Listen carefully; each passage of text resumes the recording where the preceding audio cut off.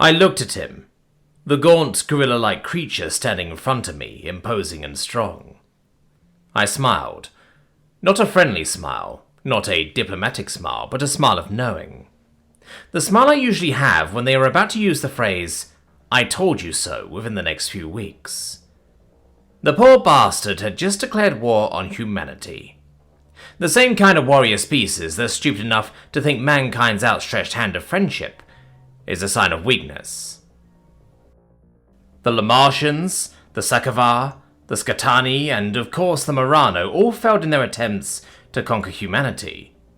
What makes you think you'll succeed? I asked the Umundi general as he looked at me.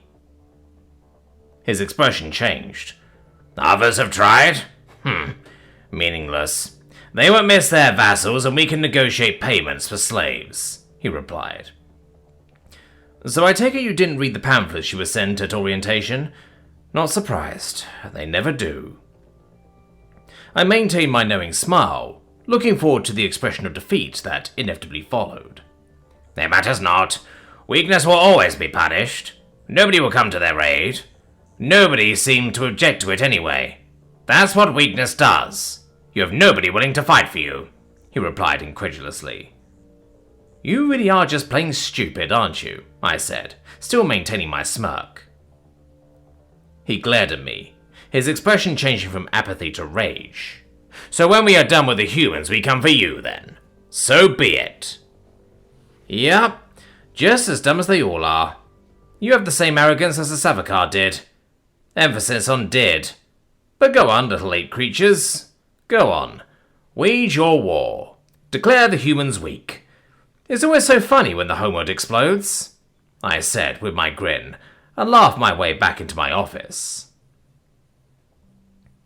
We heard no more from the Umundi for a week after this.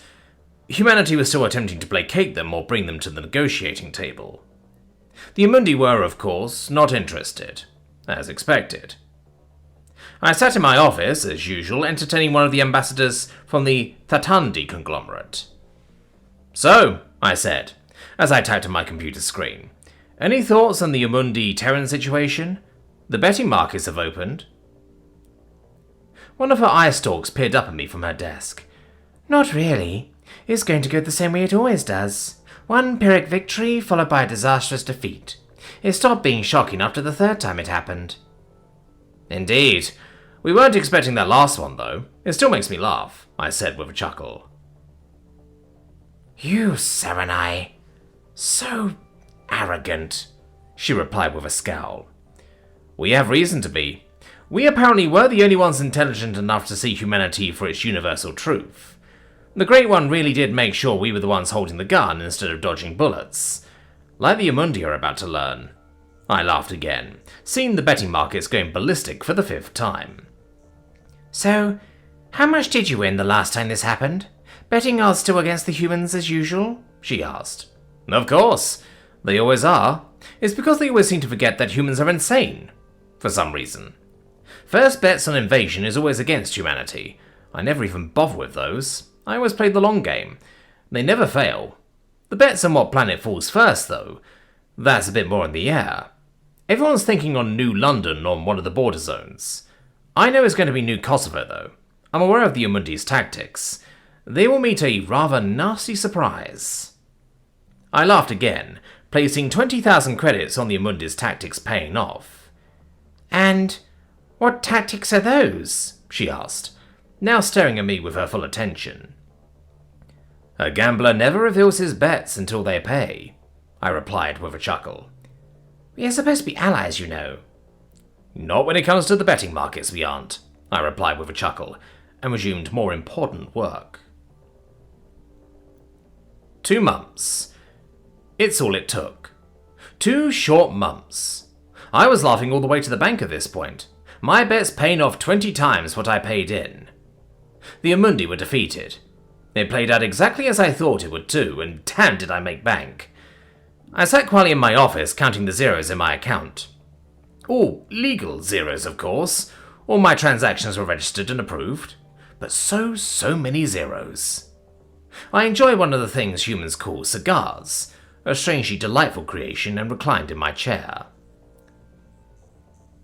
My office door bashed open, and before I could respond, I was grabbed and hauled out of my desk.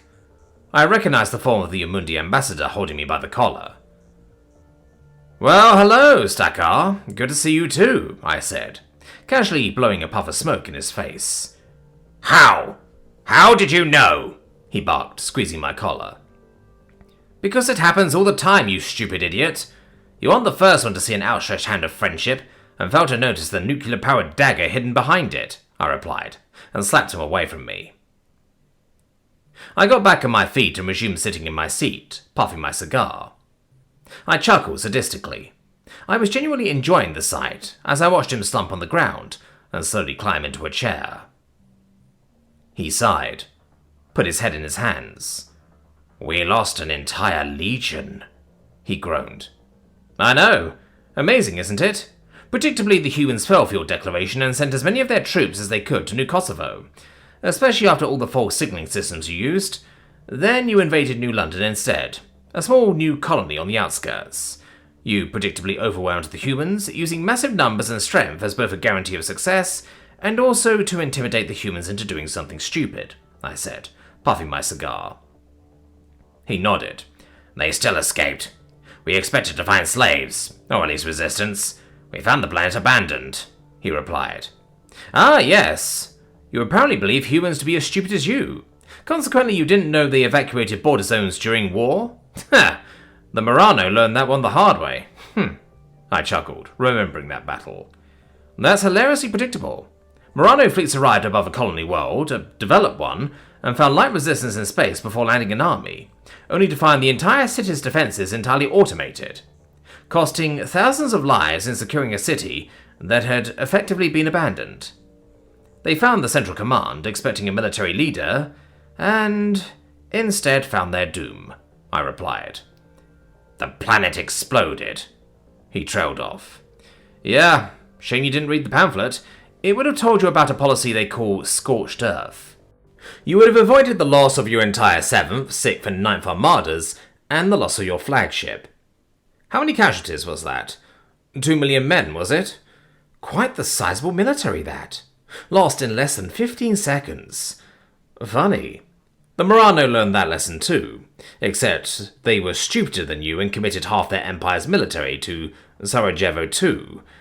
Then lost it when humanity's last warrior on the planet fell.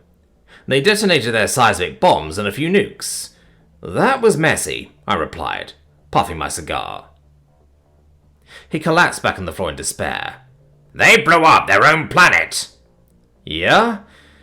See, humans are more concerned about the lives of their citizens rather than land. They can settle almost anywhere, you know. Humans being what they are. Stubborn. So land is infinitely replaceable.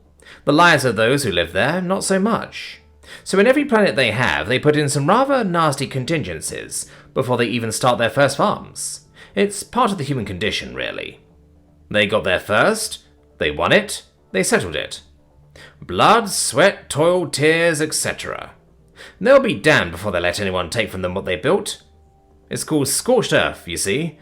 Deny resources to the enemy, so whatever they take from us, they can never use against us." "They destroyed our first colony. Just marbled it," he said, sobbing on the floor. "Ah, yeah. They did the same to the Scatani too. Scatani attacked them and made a public showing of executing some civilians. Humanity responded by using their top-of-the-line cloaking tech to turn their first historic colony, Marius 6, into an ash-blasted irradiated hellscape with a few thousand nuclear warheads, right in front of one of the largest navies in the galaxy. They usually do this as a show of force. They call it feck around, find out. The Scatanti sure found out." I laughed again. "Then they sent in those mutants. The freaks. We lost our army on Gahara. 15,000 men. Gone. To just 60 of them." "Ah, yes, the Legionnaires. The Lamartians learned about them. They didn't last as long as expected. God, that was shocking. The Lamartians were the first to declare war. The first to ignore the blade hidden behind the smile. The first to lose entire armies and fleets to humanity's unforgiving nature. The first to have their capital invaded by a unit of Legionnaires then have their entire council slaughtered en masse in full public view as a result of the Skitania's victory in Serenos 4. Again, human cloaking tech and their mutant abominations, the Legionnaires. They showed the galaxy they had a few tricks hidden away, and weren't willing to accept any loss. The Martian Empire lost 2 fleets, 500,000 men and 2 planets, one of which they took from the humans. Ha! The look on their military leaders' faces when they signed the surrenders. That was so funny I lost my lunch from laughing so hard. I replied with a chuckle, finishing my cigar. He just continued to sob on the ground. Yeah, life's gonna be fun. Another vassal joins the Terran Empire. All we do now is wait for the chance for the next arrogant upstart to cast the first stone, only to realize humanity is now aiming an entire mountain at them in response. Never stops being funny. Every time one of their planets is taken, they expend every resource they can to evacuate their own people. Then, while the enemy celebrates their paltry victory, the planet they just took just explodes, taking the invaders out with it. Scorched Earth. Insane creatures, I said.